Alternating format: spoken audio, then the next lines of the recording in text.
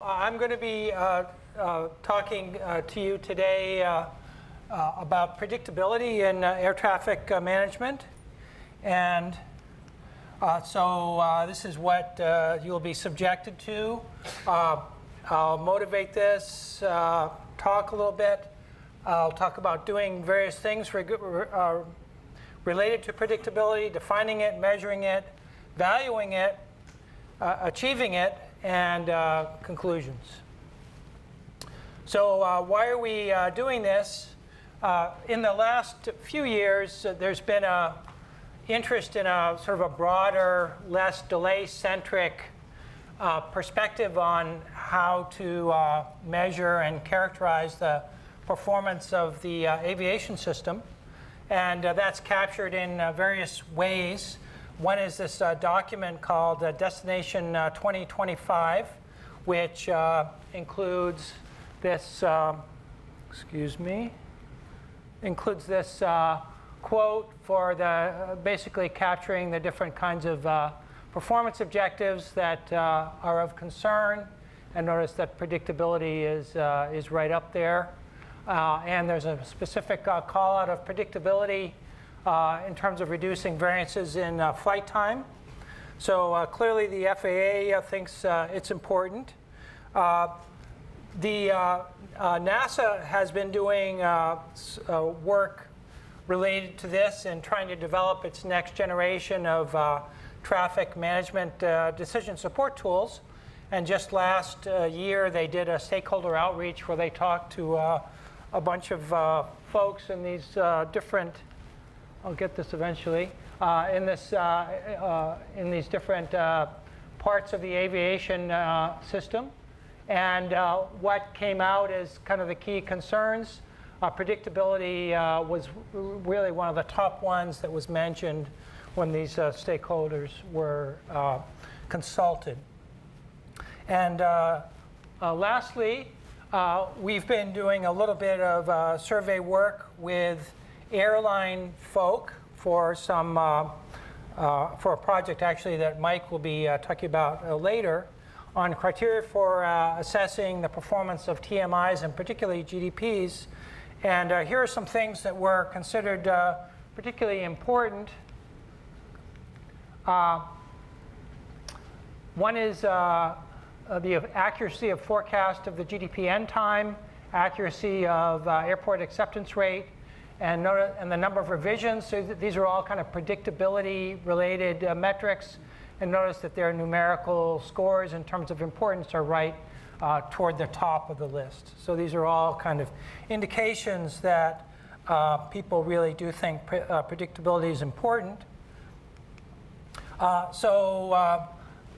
leads to the next question of exactly what do we mean by predictability? How do we define it? And I like to think of predictability in the broadest sense as the ability to accurately predict ATM actions and operational outcomes.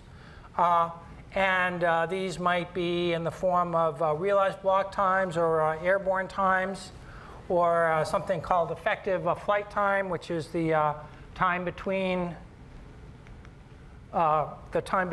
scheduled departure and actual arrival. So these are all things that might be subject to predictability. This can also be thought of at different time scales. So there can be predictability several months out, which is, from a flight operator's point of view, significant because that's when they're setting their schedules and particularly their block times. There's also more of a day of operation, or what I call tactical predictability, meaning that we can a flight operator at the beginning of the day or at some point in the day has more accurate information about things like flight times. That's kind of notionally the measure or the definition of predictability. But how do we actually measure this thing? And there are kind of three approaches to measuring predictability that I'll mention here.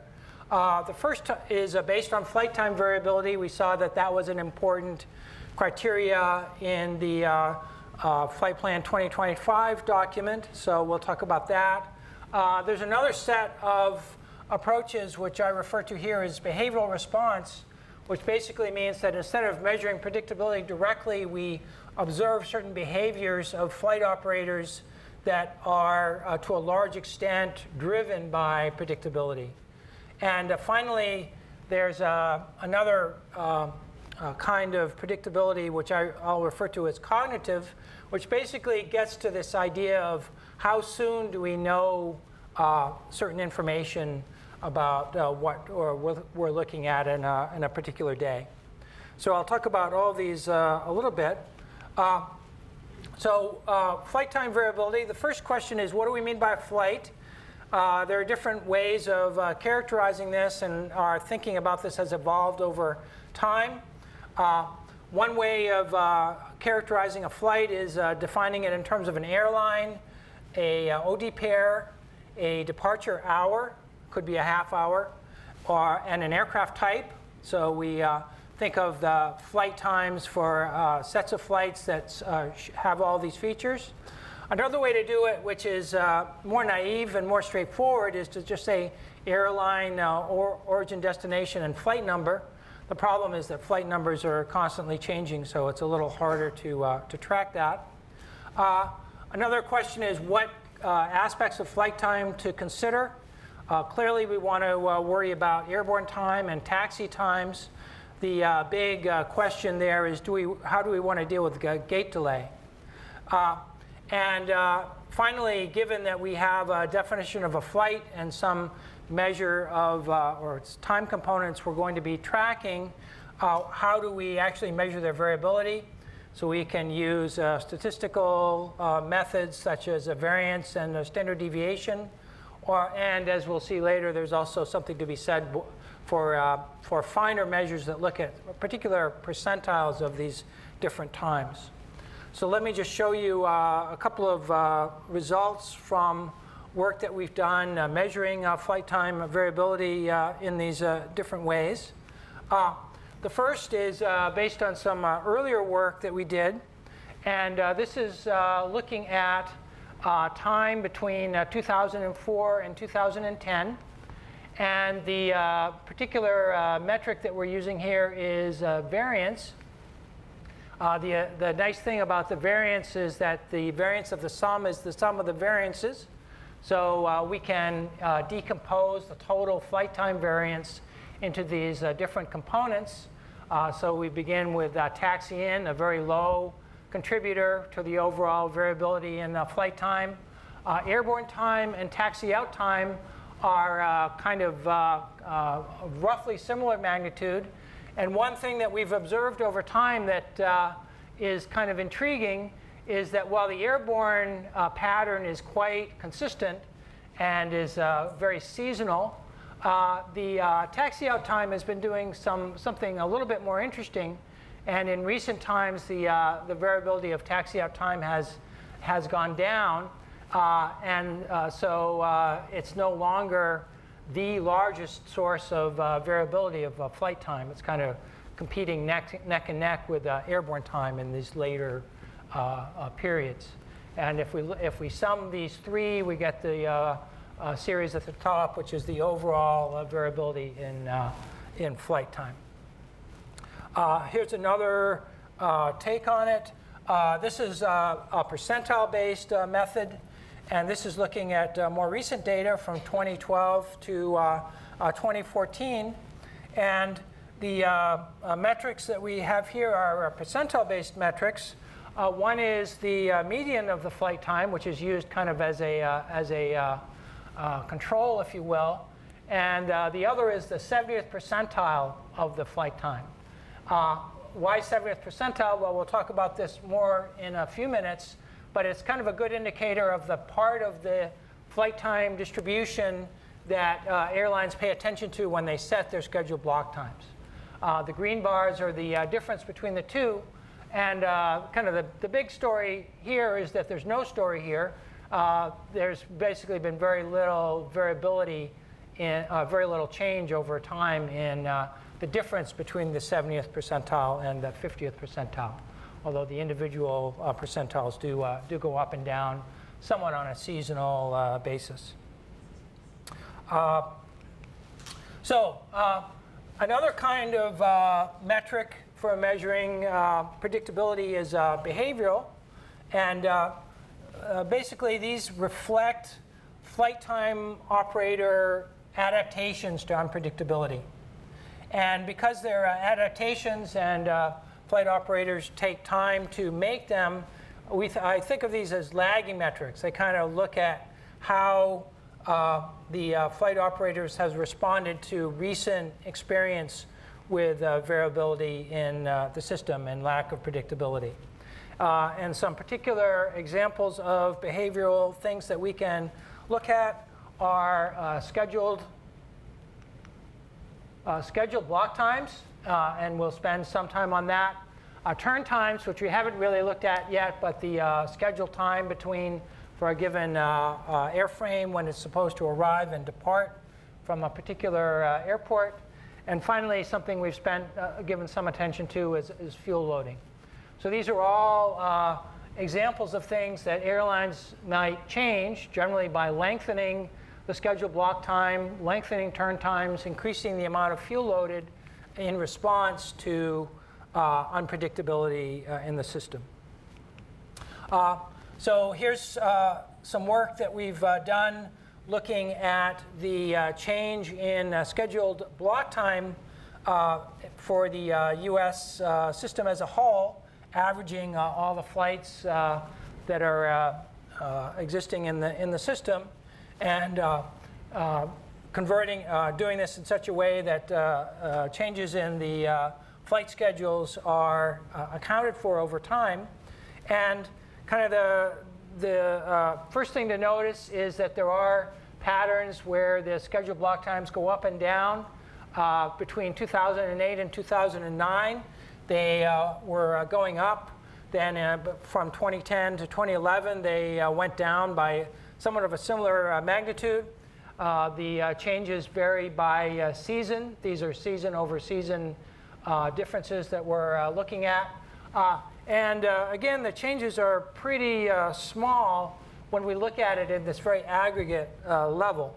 However, there's a lot more variation when we drill down. And this is an example of something we're kind of engaged in right now. This is for Delta Airlines, although we have these for several different airlines. So we're looking at its differences in scheduled block time between 2013 and 2014 by quarter. And we see that there have been somewhat larger differences for Delta than we saw in the larger plot. And in these first two quarters of 14 compared to 13, the block times were down by quite a bit, not so much in the latter quarters. But if we drill down and look at individual flights, as I defined it before, that is airline, origin, destination, aircraft type, and hour of departure, we see some very big differences for particular flights. So 12 minutes, 11 minutes, 10 minutes reductions here. Or over here, 12 minutes or 10 minutes, et cetera, increases. One of the things that we're going to be doing in the next few months is going to the people who set the block times at Delta and sort of sitting down with them and asking them what were the specific reasons that they made these rather substantial changes in these particular block times, and what role did predictability and operational performance play in that. We have a good relationship with the block time schedulers at Delta. A bunch of us went down and visited Delta a couple years ago and asked their block time people all about how they did what they did, and they were so thrilled that someone was so interested in what they were doing. They really were very excited to help us and tell us all about what they did. You'll be hearing a little bit more about that later on. So lastly, in terms of metrics, there are these metrics that I refer to now as cognitive metrics. And this gets back to a quote from the Watergate hearings, where I forget which senator asked the question, what did they know and when did they know it? So basically, in these kinds of metrics, we're trying to characterize not just variability, but when relevant stakeholders know about certain things. Flight operators seem to indicate that this is very important to them when they talk about flight predictability. I think this is one of the things that's foremost on their mind. The challenge is that it's rather difficult to measure this, because how are you going to figure out what people knew when without having a Watergate-like hearing to determine that? So here's some things that we have done that are somewhat relevant to this idea of cognitive predictability. We'll look at an example of wheels-off times in the context of gate holding as a case where we can observe cognitive improvements in cognitive predictability. And it's also the case, although we won't talk about it so much here, that the FAA, when they make decisions about TMIs, announced GDPs, and so on, they have the ability to influence this kind of predictability in terms of the lead times of these decisions and how many revisions they make. Here's an example, a specific example on the cognitive side. This is based on actually some work we did with NASA on something they call SARDA, the Spot and Runway Departure Advisor. This is one of a number of tools that's being used to shift a delay from the taxi-out system to the gate by basically giving clearances for flights to depart their gates at such a time that there's not that huge queues don't build up. And here we have a comparison of the standard deviation in the wheels-off time. In this case, this is sort of the way the current system works, where most of the delays are taken on the taxiway system.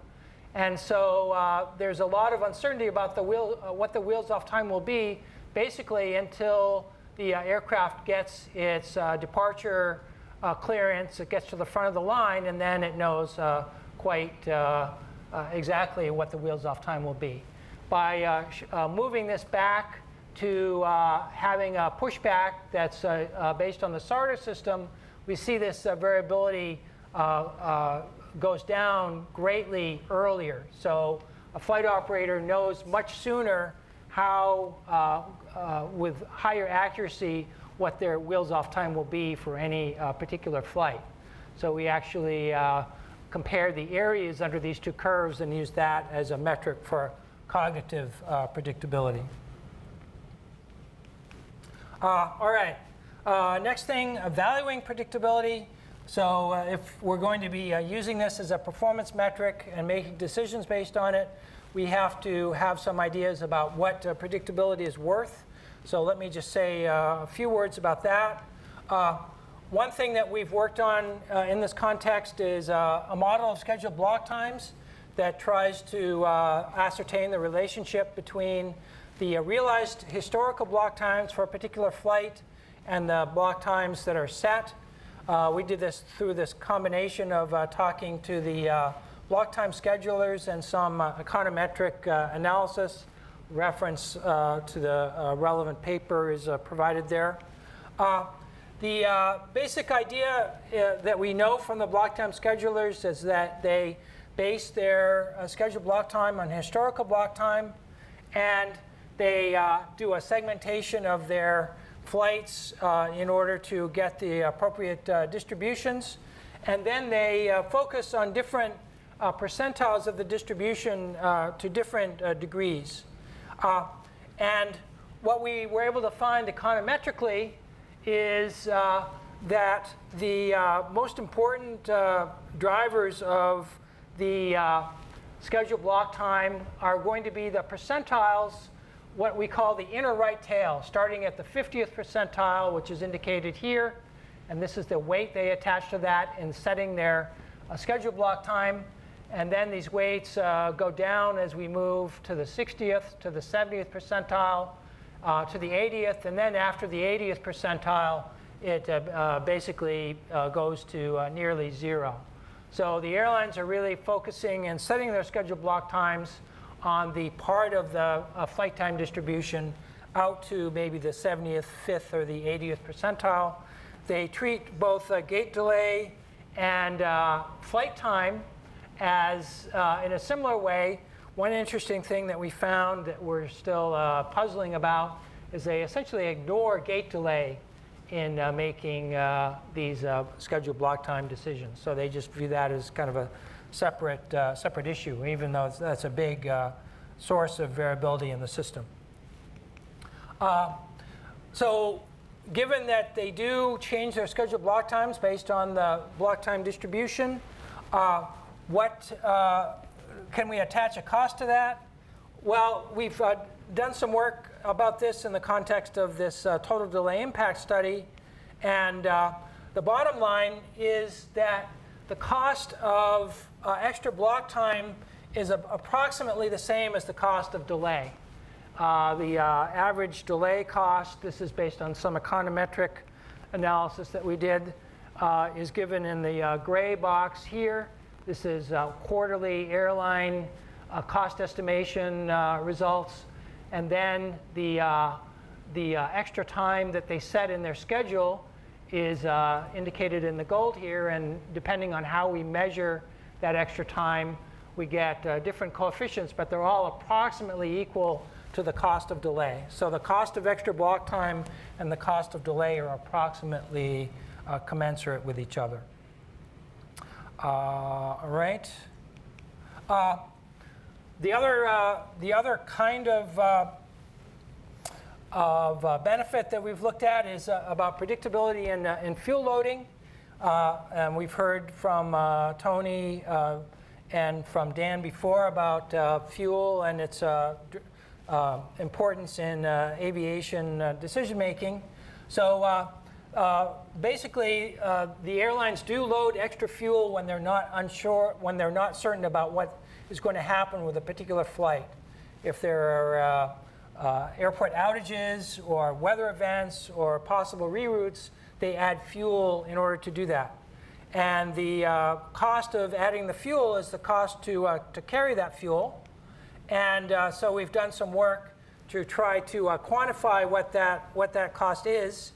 And that involves measuring the amount of fuel. And we got the cooperation of Delta Airlines they gave us a very nice data set to enable us to look at the amount of fuel, extra fuel that they load.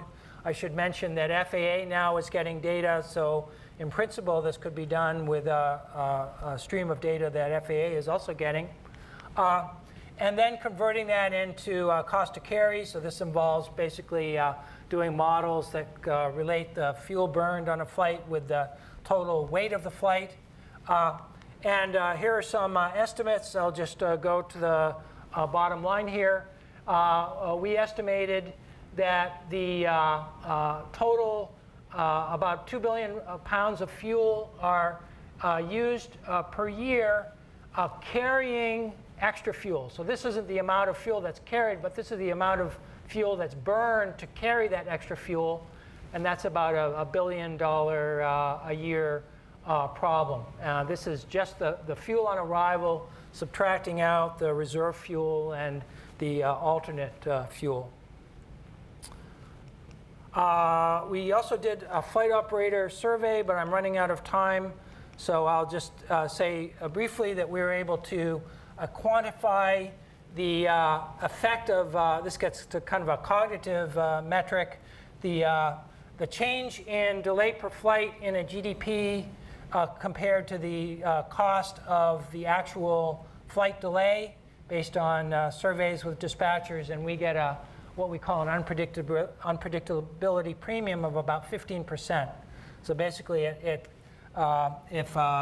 delay is incurred that is not expected in the initial GDP, it costs about, on a unit basis, about 15% more than delay that was initially predicted. Achieving predictability, NextGen is doing this to some extent, and Joe Post has been going around to different airlines and telling them, among other things, about the predictability benefits, and they've tried to monetize that. So NextGen itself is one way of achieving predictability. Surface traffic management, as I illustrated earlier. Different kinds of TMI strategies, having GDPs instead of ground stops. This activity called NAS Vision 15 that involves giving airlines foreknowledge when there'll be severe or substantial reroutes due to convective weather.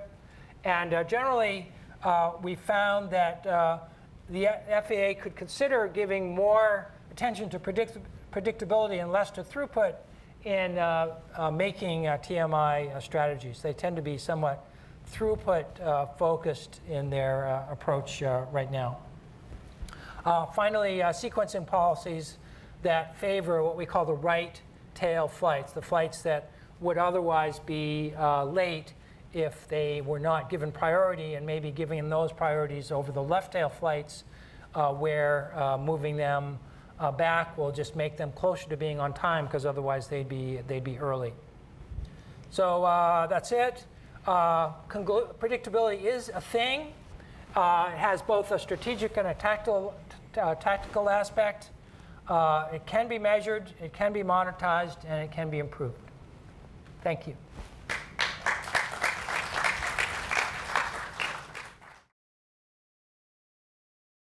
So I'm going to try to figure out how I can see the slides and you can see me at the same time. So maybe I'll just walk around a lot. I'm going to talk about some work that a number of students and I have been doing for a number of years, actually, in passenger delays and how we use the methodologies we developed for that to take a look at the impact of the tarmac delay rule. The students are Doug Fearing, he's at the University of Texas now, Sunny Vanderbilt, who is in consulting, Vikrant, who is at Dartmouth now, and Chi Wei, who is a PhD student in the OR Center at MIT. So first I'll talk about what we did to estimate passenger delays in our system. And then I'll talk about what we found by developing our methodology. One, what the delays in the national aviation system look like, passenger delays that is. And then try to point to what the impacts are of flight schedule design, the network as well as the schedule, impacts of airport passenger connections, and also impacts of the DOT tarmac rule. Okay, so the first thing, I think it's been talked about a few times today, the delay costs. There was a project that Mike led where we worked to estimate delays in the system, and this was the result, that total aircraft delay in 2007 represented about $8 billion. That part, well, I'll say that was the easier part because I wasn't involved in that. It probably wasn't all that easy. The part that I worked on, along with others, including Lance, was the passenger delay costs. So what you see is if you look to the literature, there are a lot of varying estimates of the cost of passenger delay. And part of the challenge is that the basic information that you need to estimate delays is not publicly available. So our goal then was to measure system performance in our part of the work through passenger delays instead of flight delays. And the challenge is that you can't just understand flight delays to be able to understand passenger delays. Flight delays are not good proxies for passenger delays.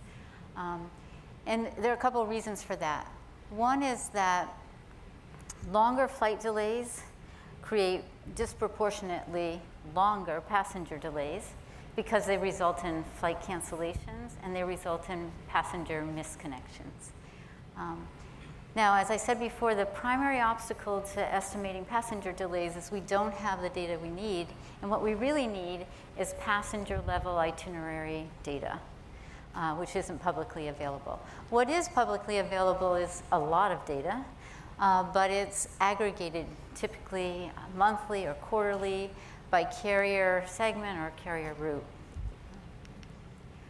So what we decided we would do is, well, we actually decided we would do two things. The first step in our process was to go to an airline and to get their data. And with their data, we had itinerary flows, and then we developed an approach to estimate, given those itinerary flows, what the delays were to passengers. So we didn't have information about what actually happened to passengers, what itineraries they flew. We only knew what they planned to fly. So we developed an approach that took what they planned to fly, and we merged it with information we had, which is publicly available, about the actual flown schedules of each flight leg and whether they were canceled or not. And we developed what we called as a passenger delay calculator.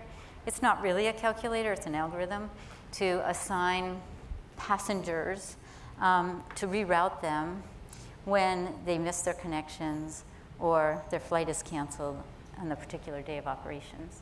And then we calculated what the delays were. But you can't always get airline data, is what we learned. So our second approach then was to estimate what the itinerary flows are, the demands, the bookings are on itineraries, using the data, the airline data that we had, together with a statistical model and information about flights that is publicly available. So I'll tell you something about that first. Okay, so this is the data that we collected.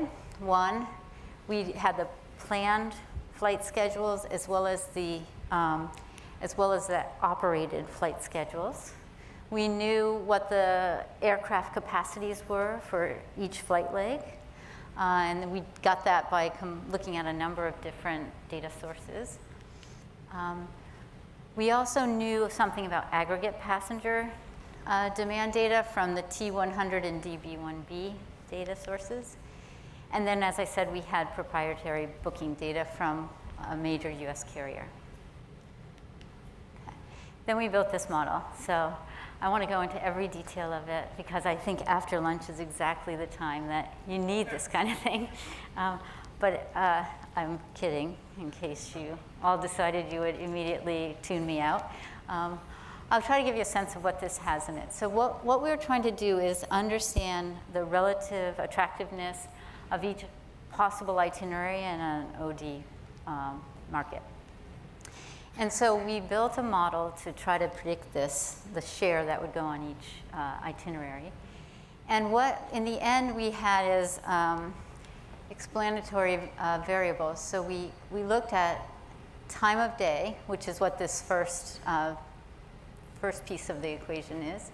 We included day of week, which is what this is. We included whether or not the flight was canceled in operations, and the number of seats.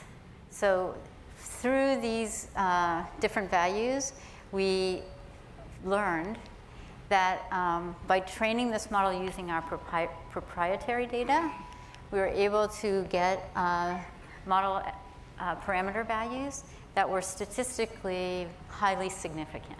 Okay? So the purpose of this first step is take aggregate data that you can get publicly available about OD flows, bookings, and it allows us, through the next step, to allocate the total aggregate flows across the different itineraries serving each OD. Okay? So now we have, in doing this first step, we have for every particular itinerary an estimate of the number of passengers who would be flying on that itinerary.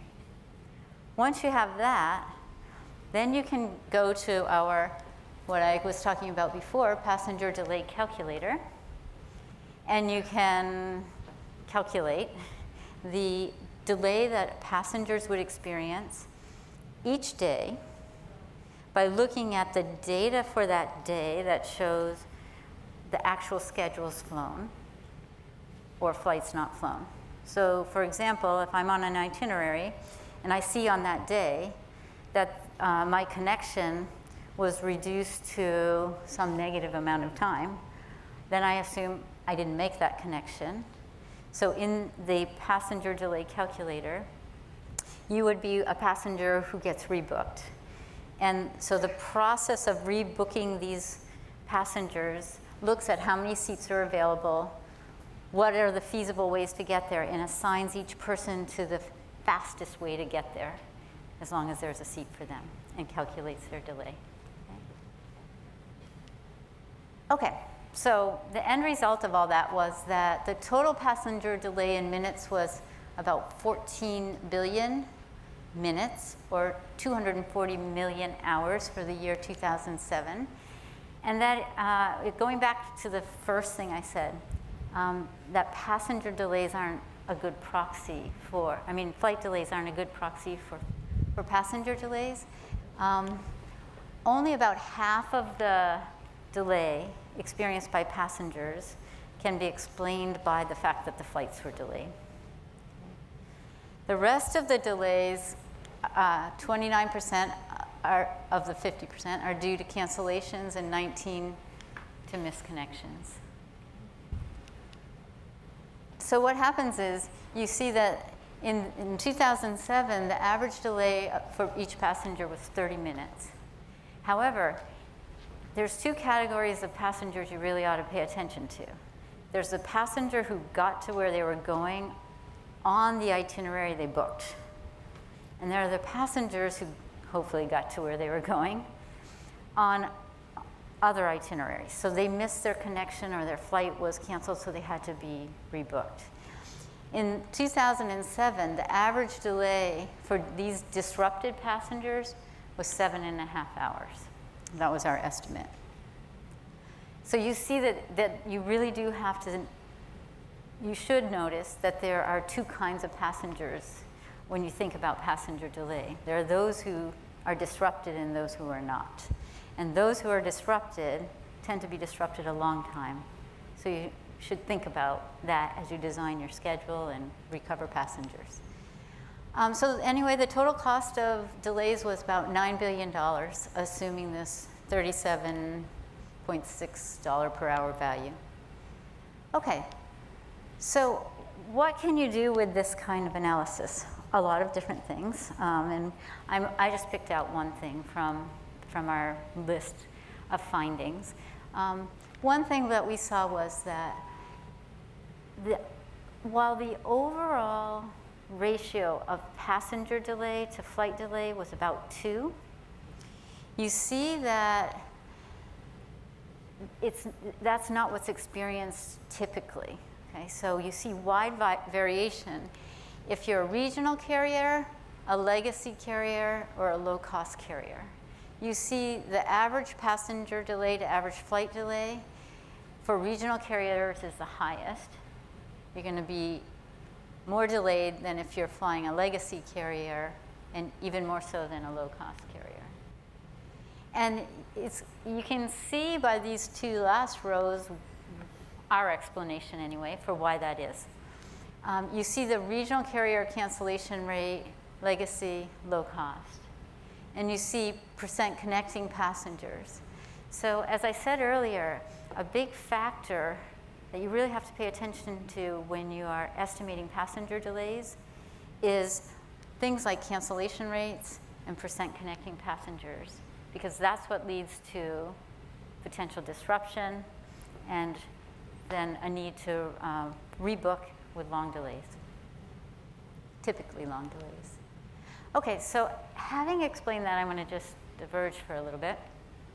So that process I just talked about is time consuming, because what you need to estimate are flows on each itinerary for each airline, for each day of the year, to get a synopsis for the year, for example.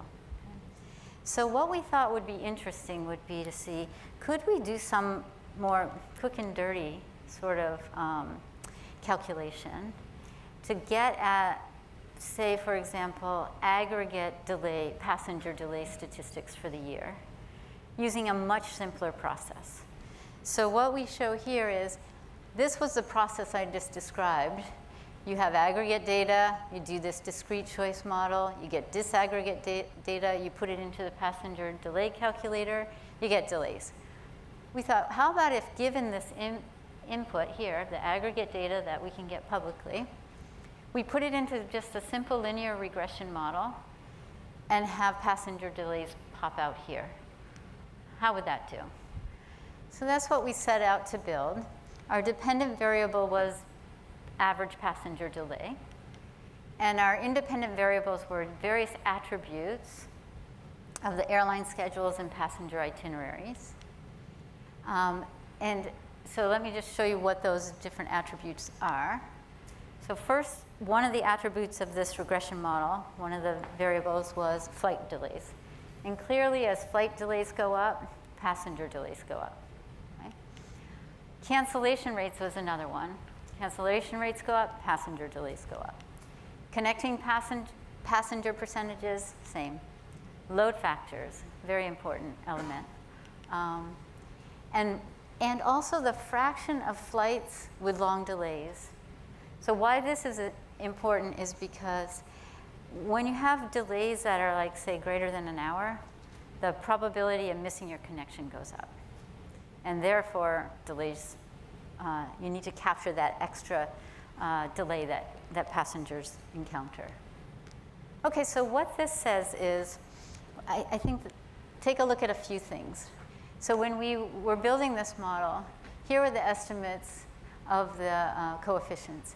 So what this says is that you kind of have a 1 minute, you have a 1 minute to 1 minute relationship with flight delay and passenger delay. So you're delayed on a flight by a minute, that's going to contribute a minute. Okay. However, there are things that can happen that will contribute more. So canceled flights have a huge multiplier. So that's sort of like 7 hours.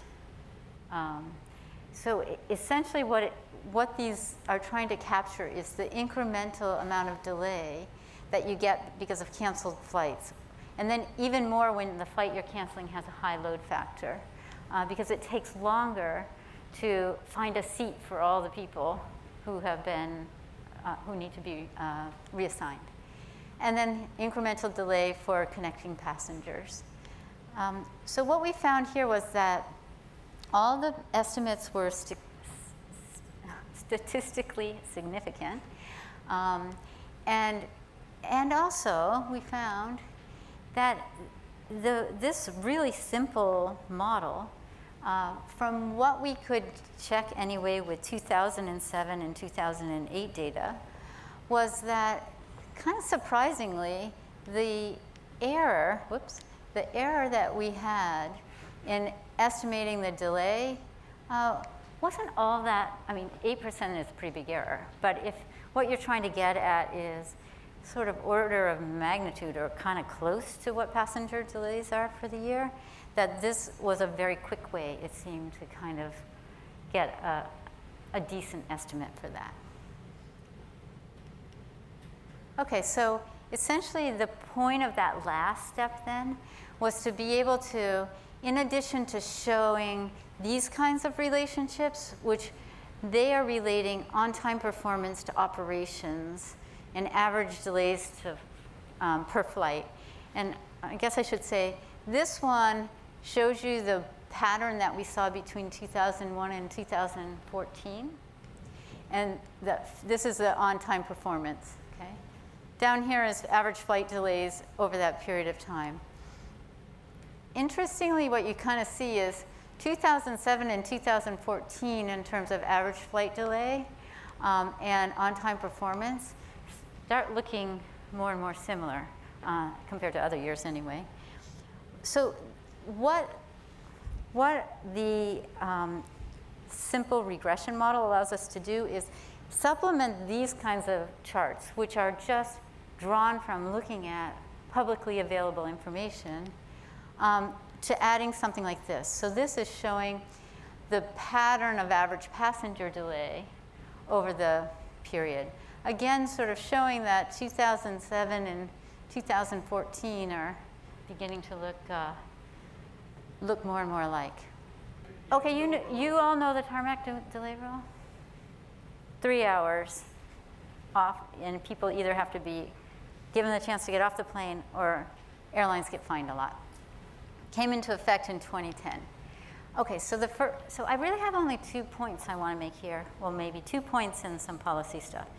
First point is the tarmac delay rule does a really good job of reducing tarmac delay. Okay, so what this is showing is tarmac, how many aircraft, how many flights over these years had taxi out times greater than or equal to 3 hours. And you can see that when the rule got put into place, you see this precipitous drop. Okay, so if that's the goal, excellent, achieved.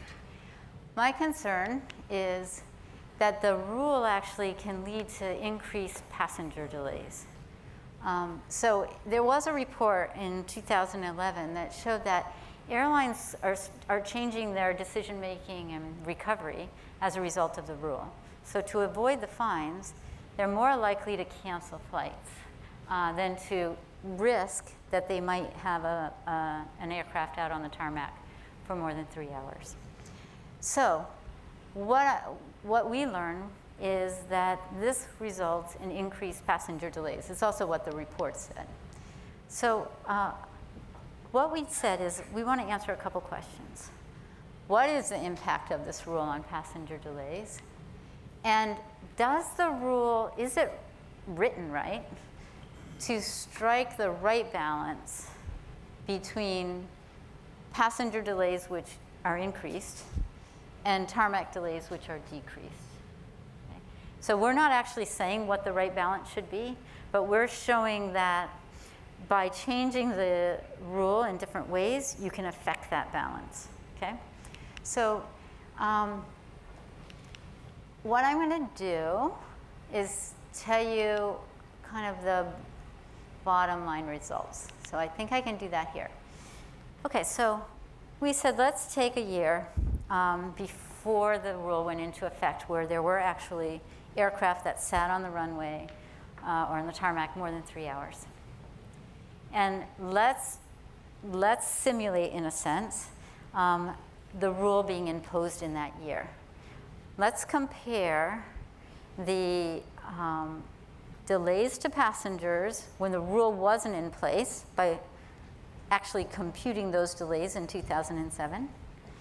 And then take that same data and say, all right, any plane that was delayed more than 3 hours on the tarmac, let's say the airline chose to cancel that flight.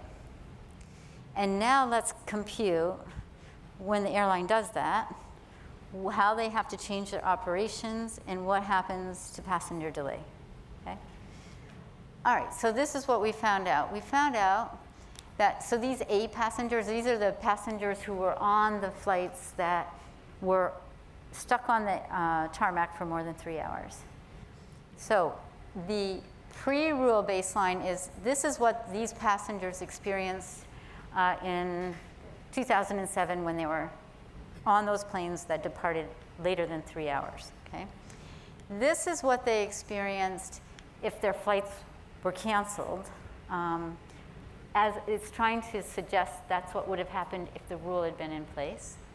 And you see there's a 117% increase in delays to passengers on those flights that were on the tarmac for 3 hours or more.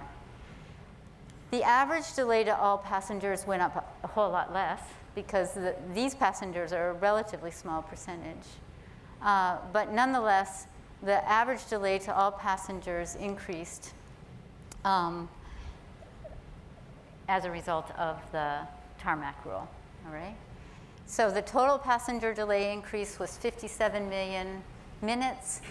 Total tarmac time reduction was 19 million minutes. So what we do is we look at the ratio of total passenger delay increase to total tarmac time reduction, 2.97. So essentially what that says is for every 1 minute of tarmac time savings, it costs you 3 minutes of passenger delay. Okay, does that make sense? Okay, some of you nodded, so I'm going with that. Let me skip that one, and let me talk about this one. So what this one says is that depending at what time your flight departs, this multiplier that I just calculated increases. So if you have some even up here that are 7, say. So if you're departing around 7 p.m., you can have as high a multiplier as 7. So for every 1 minute you save on the tarmac, you're delaying passengers on that flight by 7 minutes, okay? As a result of the fact that the flights will be canceled, okay? So what we decided was, let's think about the sensitivity of the rule to, the sensitivity in delays to slight perturbations in the rule, okay? So this one is saying, what if we said instead of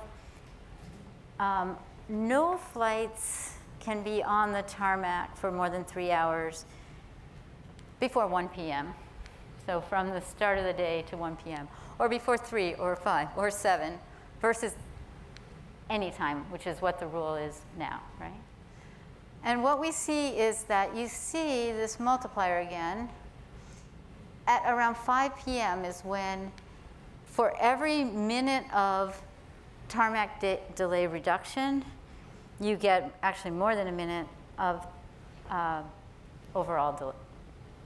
Okay, so you get more than a minute of, okay, let me try again. For every minute of tarmac time savings, you get less than a minute, just less than a minute of total delay increase. So we said, all right, that's another balance that can be struck. Not clear that's the one you want, but that's another one, right? Again, if you're interested in minimizing total passenger delay, what we did was we said, okay, let's think about a combined policy that says, instead of a 3-hour limit, let's make it 3.5, because we did some analysis showing that kind of minimized the total delay. And let's make it only applicable to flights departing before 5 p.m. And let's see what happens.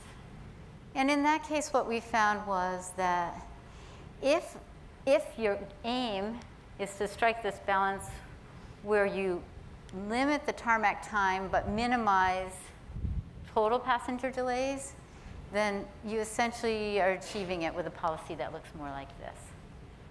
So we were just playing around with what is the impact of changing that tarmac delay policy on tarmac times and on passenger delays.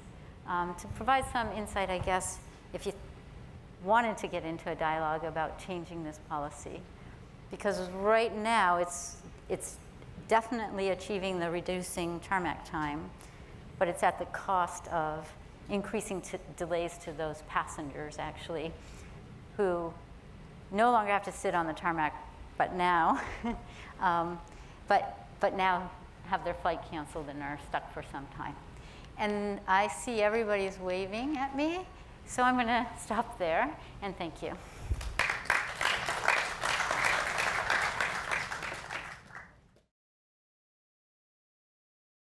So it's a very exciting time to be in the air transportation business. So if you like working on hard problems, well, we got them. We've got a capacity-limited network that is inherently stochastic, and our job is to optimize it. So that is the good news. That if you like hard problems, we've certainly got them.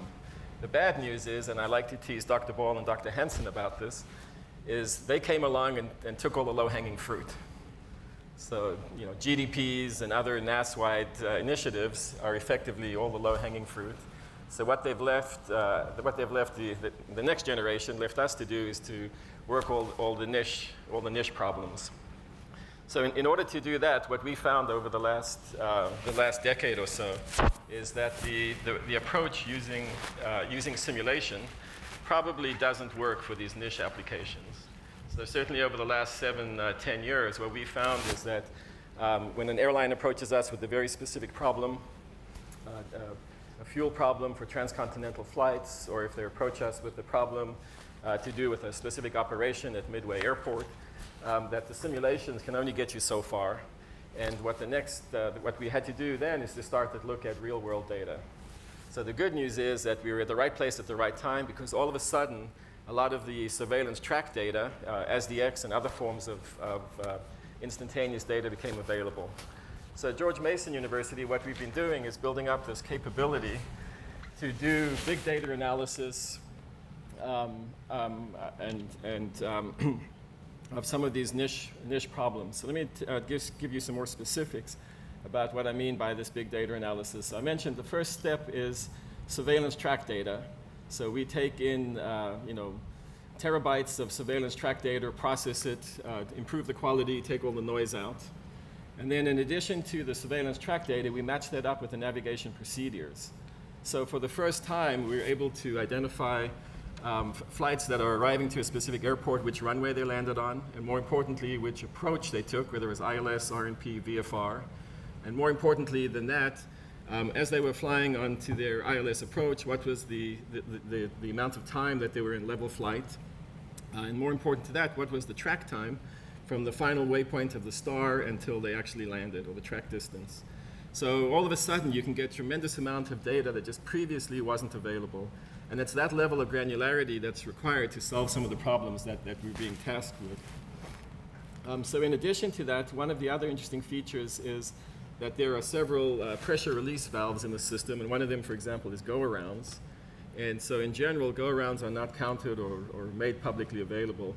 So just by, out of interest, anybody guess how many go-arounds take place in the NAS each day? Or any measure of go-arounds? Tony is going to give us a guess, yeah? 100. Okay, so thank you for playing along. So it turns out that in the NAS, on average, there are 4 go-arounds for every 1,000 arrivals. So an average of 4 for every 1,000. It peaks at about 22 per 1,000. And of course, there are several days where I think I have some data buried in here where there are no go-arounds. So you take this massive amount of data, you bump it up against the procedures, and you get all kinds of interesting information that previously wasn't available. So in addition to that, what we've done is we've added weather data to it. Of course, the presence of tailwinds affects approach speeds in a big way. So wind data as well as the impact of weather on capacity. In addition to that, we've built up with the presence of the bottom models, the aircraft performance. So we can take aircraft rate of climb, you can take aircraft speed, ground speed, adjusted with wind speed. Based on that, compute the thrust, and then based on that, compute fuel burn, and based on the fuel burn, you can get emissions data. So you can get a tremendous amount of operational data in terms of fuel burn, as well as data related to environmental statistics, such as emissions.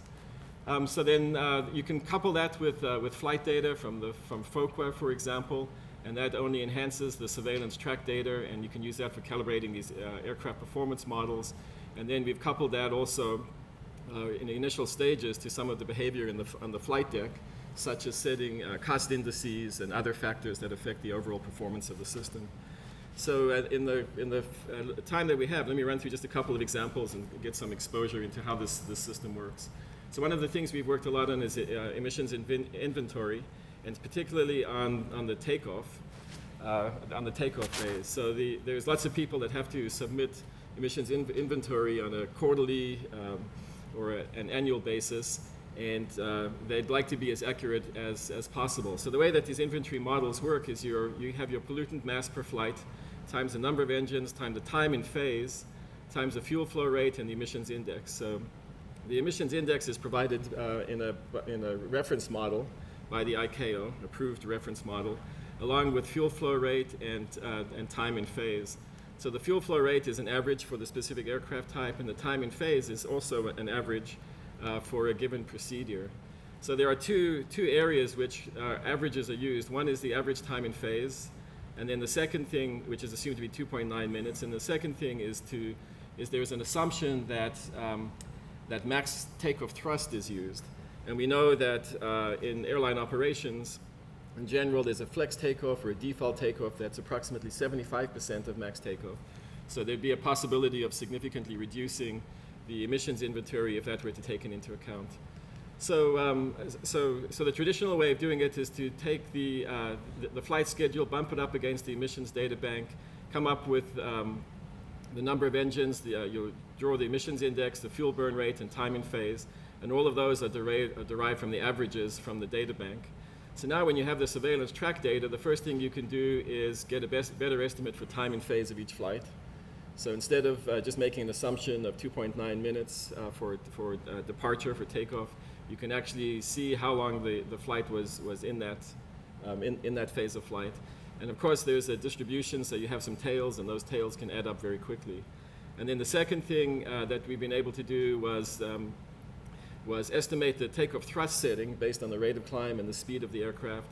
And then based on that, you can make the adjustment for the takeoff thrust setting and come up with a more accurate estimate of thrust settings. So this is the model that was developed, and we've compared it to some actual thrust data that was provided by United and US Airways. And you can see that on average, the thrust setting is set at 86% with a small standard deviation. And so from an airport manager standpoint, from emissions inventory standpoint, that's a significant savings or a significant reduction in emissions.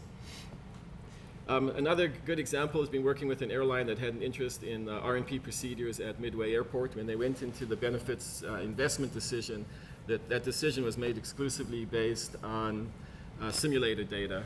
And so one of the things they were interested in is, well, how did that play out over time? So the situation in C90 Chicago is that you've got departures from O'Hare that use departures from 22L that use the same airspace that's used for arrivals at 13 Center ILS into Midway. And so the idea was to cut the corner using R&P procedures in IMC conditions and then allow simultaneous departures and arrivals. So the question is how much time was saved, how much money was saved, what was the reduction in fuel burn? And so for the first time, using the surveillance track data, you can actually track the flows. Now you'll notice at Midway there are flows from the east and there are flows from the west. And I think one of the assumptions that was made in the initial simulation models is that there was no difference between those flows. But when you look at the actual data, you can see that there are, in some cases, significant differences, especially in the track distance, track time, and then also on the amount of time that's spent in level segments.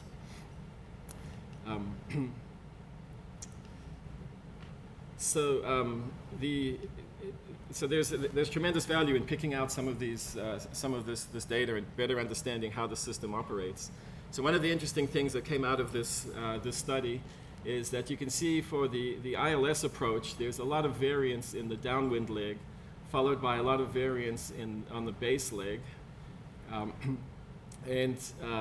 When that procedure was replaced by the R&P procedure, when that procedure was replaced by the R&P procedure, that base leg variance is no longer present. So all of the flights are now right on that R&P track. But what's really happened is that the variance hasn't been removed from the system. In fact, the variance was just shifted onto the downwind leg. So one of the things that I think there was some interest in pursuing further was to better understand how the introduction of these kinds of procedures, specifically R&P procedures, tends to shift the variance in flight track and flight distance from one location to another, unless something's explicitly done to improve spacing and merging on the star or en route. All right, so another thing that we spend a lot of time looking at is airport surface operations, and very specifically what we're interested in is the amount of time that the aircraft spend on the surface. So not at the gate, but between the runway and the gate, and between the gate and the runway. So when one starts to look at those statistics, what one notices, and it shouldn't be any surprise to anyone here, is that there are outlier days. There are kind of average performance, and a lot of time and effort has been invested in reducing the mean of the average days. But what happens in the NAS is there's a handful of days that exhibit this outlier performance. So this is Atlanta for the whole year 2012, and you can see that there are 18 days that had aircraft on the surface in excess of 2 sigma. So we were interested, our sponsor was interested in understanding what those days were, what happened on those days. And it turned out that on those 18 days, there was not one single phenomena that resulted in this. In fact, there were 9 different phenomena that caused this situation where you had excessive surface count. So by looking at the data, we were able to go in and actually track the actual flows of the aircraft and see where they were on the surface, where they were stopped.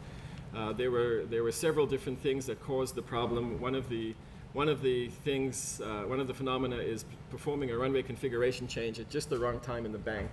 So you've got an arrival bank and a departure bank, and if you don't synchronize the runway configuration change with the bank, you end up with a situation where there's a significant number of departures that have to queue up. The other phenomena is related to something which they called blue sky days, and that's a day where there was no weather anywhere, there was no runway configuration changes. The system seemed to be working normally, except that there were very high surface counts on those days. So any guesses why that would have happened? Say it again. Yeah, so all these flights arrived early. So the arrivals were early. There was no place to put them. So they ended up, in some cases, without forethought, blocking the ramps. The departures couldn't get out of the gates, and the arrivals couldn't get in, so you ended up with this gridlock situation. So as a result of this work, there's some procedural changes that have been implemented, and so those examples of those ones that are controllable have been addressed. So one of the things that you can see in this chart is a cumulative surface count chart. The dashed lines that are no longer dashed are the schedule. So what you would have expected is the blue is the arrival schedule. So this is the cumulative number of flights on the surface that are arrivals, and then this red one is the cumulative number of scheduled flights that are departures.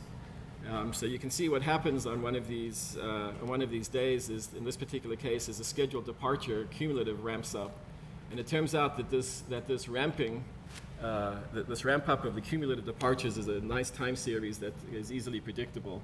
So one of the vendors who builds tools to support this has implemented a version of this, the time series forecast that we're able to do. So when this happens at the early part of the day, you're able to forecast fairly accurately what the cumulative surface count will look like. All right, so airspace risk management. So you can take all of this surveillance track data, and you can start to look at things that you couldn't find before. So looking at go-around and stabilized approaches. So we looked at the go-arounds, and I mentioned before that the average in the NASA is about 4 in 1,000. For this particular airport, it was 7 in 1,000.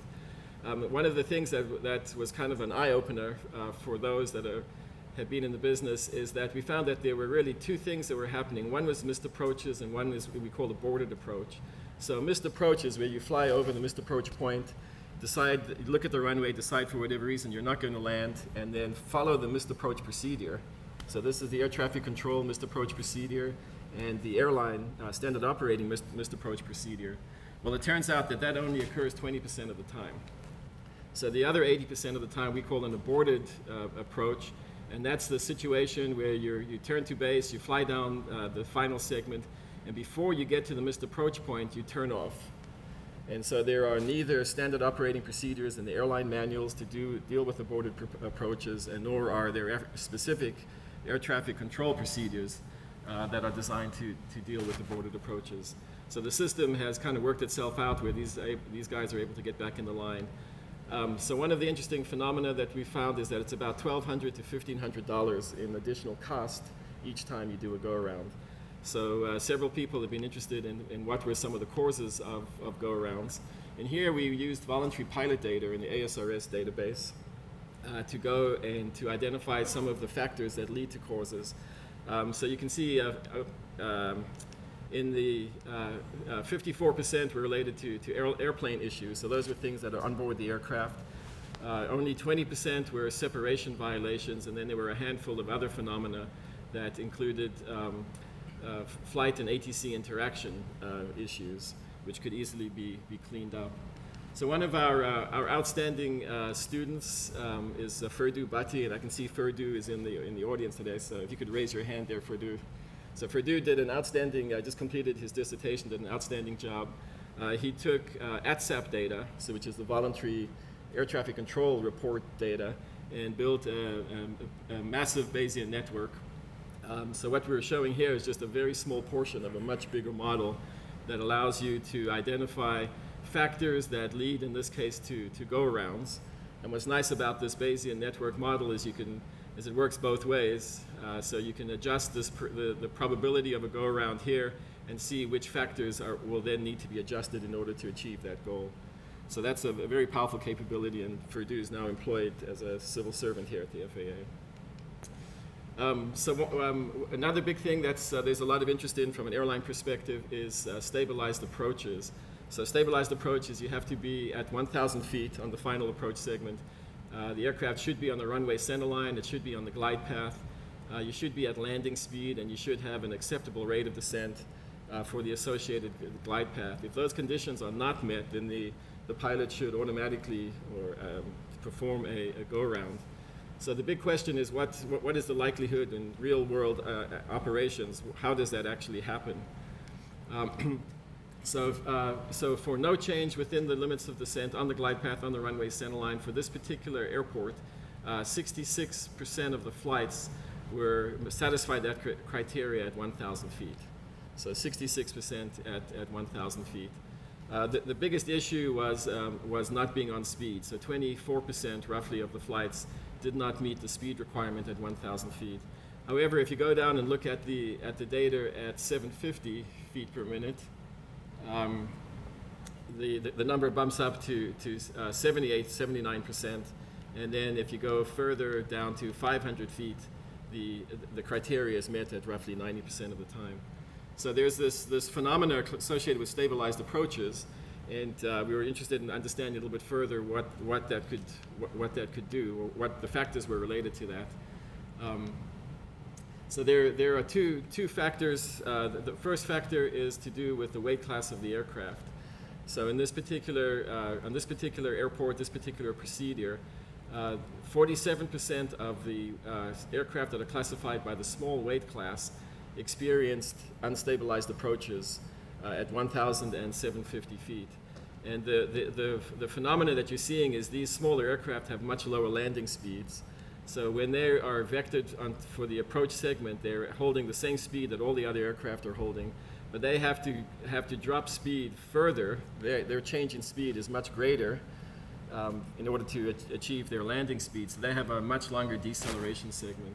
So those smaller aircraft are being vectored in order to keep the throughput at the airport high, the same way as the heavies and the larges, and then they have to decelerate faster in order to make their stabilized approach criteria. So another phenomena is related to the rules that apply for the approach, and we've seen that in VFR conditions, the number of aircraft that do not satisfy the stabilized approach criteria is much higher. So what I failed to do earlier was to talk a little bit about the midway, but a large part of this depends on the exact approach procedure that's used for each runway at each different airport. So these rules, these results don't apply across the board. They're very specific to a very specific airport, a very specific runway, and a very specific approach procedure. All right, so I think maybe that's a good point to stop, and you kind of get a sense for some of the capability that's out there and some of the very exciting opportunities for the next generation of researchers to pick some of the high-hanging fruit and result in productivity and efficiency improvements in the NAS. So we can stop here and take some questions.